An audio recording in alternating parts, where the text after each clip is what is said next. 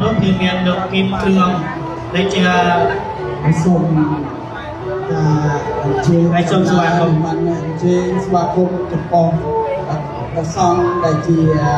ក្រុមសិលធម៌បដិសណ្ឋារកិច្ចអញ្ចឹងសូមគោរពមួយបានអញ្ជើញដូចជាពុទ្ធបរិស័ទក្នុងនេះមានបងប្អូនតែក្រុមសិលធម៌សូមឲ្យស្រូតនេះបាទស្រូតមហានេះចាំដាក់ស្វាគមន៍ទៅពេលមើលកាមេរ៉ាចាំកាពីត1 2 3ហើយសូមអរគុណសូមអរគុណសូមអរគុណហើយសូមអធិស្ឋានសូមអធិស្ឋានហើយសូមស្វាគមន៍ចំពោះប្រទេសគុណប្រទេសសាចាខំមេចាប្រសងគ្រប់ព្រះអង្គដែលបានឲ្យនៅបងប្អូនក្រុមសិលធម៌ទាំងអស់ក្រោយពីបំពេញកិច្ចការងារអស់មួយថ្ងៃពេញសូមចូលមកដល់មហាសាលទាំងអស់គ្នាបាទហើយសូមនិមន្តប្រទេសគុណប្រទេសសាចាប្រសងគណៈកម្មការខាងប្រចាំក្រុមសិលធម៌ហើយនឹងសូមទទួលស្វាគមន៍ចំពោះក្រុមសិលធម៌ទាំងអស់ទាំងយុវជនយុវតីក្រុមនារីទាំងអស់នេះយើងចូលក្នុងមហាសាលដើម្បីបញ្ចប់នៅកម្មវិធីមួយថ្ងៃនៅក្នុងថ្ងៃដំបូងនៃការទទួលភ្ញៀវនៃបណ្ឌិតបញ្ចប់ខាងសីមានៅពេលនេះហើយសូមនៅបានលោកគ្រូគុណសេណែនាំក្រុមសិលធម៌យ៉ាងណាសូមបន្តមកដល់សេចក្តីក្រុមណាសូមបាទហើយសូមបានធាន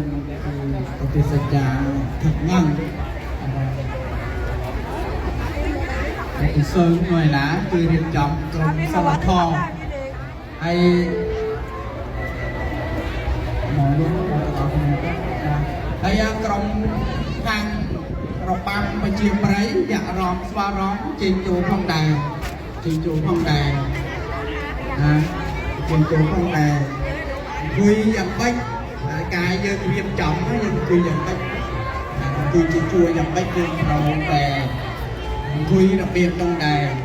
យើងបានហាត់សមហើយហើយយើងបានហាត់សមពីថ្ងៃដែលមុនថ្ងៃចូលបានយើងបានហាត់សមហើយអញ្ចឹងបងប្អូនដែលមានទូនាទីក្នុងការជាក្រុមនារីសិលធម៌ដែលយើងតំណាងដល់ភាពប្រកាលនៃការបញ្ចេញសម្រាប់នៅការតំណាងឲ្យនារីខ្មែរឲ្យនារីខ្មែរដែលជាពាក់នៅជុំក្នុងប្រាក់ប្រពៃណីរបស់ខ្មែររបស់យើងក៏ខ្ញុំសូមរៀបចំឲ្យបានមួយត្រង់តិចដើម្បីជាបំឲ្យពេលវេលាក៏ដូចជាញាតិញោមពុទ្ធបរិស័ទ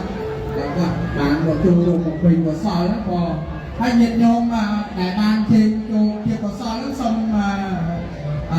រីរងតិចដើម្បីឲ្យក្រុមការងាររបស់ខ្ញុំរៀបចំនៅហើយក្រុម